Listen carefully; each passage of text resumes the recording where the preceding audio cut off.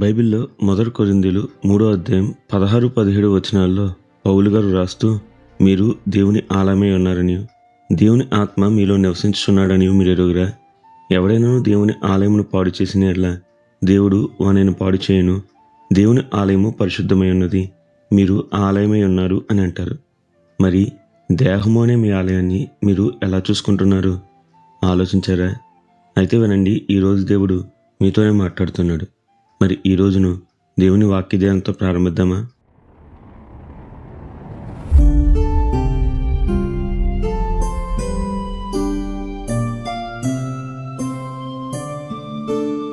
Bible సెలవిస్తుంది, మన దేహం పరిశుద్ధాత్మ నివసించే దేవుని ఆలయం అని.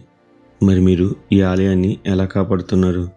చాలామంది పలానా పని చేయకూడదు అని చెప్పినప్పుడు, అలాగని బైబిల్లో ఎక్కడ ఉంది చెప్పండి అని అడుగుతారు. ఉదాహరణకు, సిగరెట్ తాగకూడదు అని చెప్తే అలాగని బైబిల్లో నుండి చూపమంటారు. బైబిల్లో ఎక్కడ సిగరెట్ తాగకూడదు అని లేదు, నిజమే. మరి దేవుని ఆలయాన్ని పాడు చేయకూడదు అని ఉంది కదా.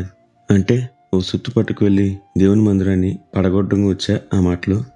దేవుని ఆలయం అంటే ప్రజలు కూడుకునే స్థలం కాదు, అది కేవలం భవనం, విశ్వాసుల గుంపు, సంఘం. అయితే మీ దేహమే దేవుని ఆలయం. ఇప్పుడు ధూమపానం ఆరోగ్యానికి హానికరం అని మీకు తెలుసు, అయినా దాన్ని తాగితే అదే దేవుని ఆలయాన్ని పాడు చేయడం అంటే. సినిమాలు చూడకూడదు అని బైబిల్లో ఎక్కడా లేదు, కానీ స్త్రీని మోహపు చూపుతో చూస్తే అది వ్యభిచారమని, కన్నులను పరిశుద్ధంగా కాపాడుకోమని బైబిల్ చెప్తుంది. ఇప్పుడు చెప్పండి, సినిమాలో మోహపు చూపు లేదా? అపహాసకులు కూర్చుని చోట కూర్చోకూడదు అని ఉంది. టీవీ షోల్లో, సినిమాల్లో అపహాస్యం లేదా? సమయాన్ని వృధా చేయకూడదు అని బైబిల్ చెప్తుంది. ఈ సినిమాలు, సీరియళ్ళు, టీవీ షోలు సమయాన్ని వ్యర్థం చేయవా? ఒకసారి మీరే ఆలోచించండి.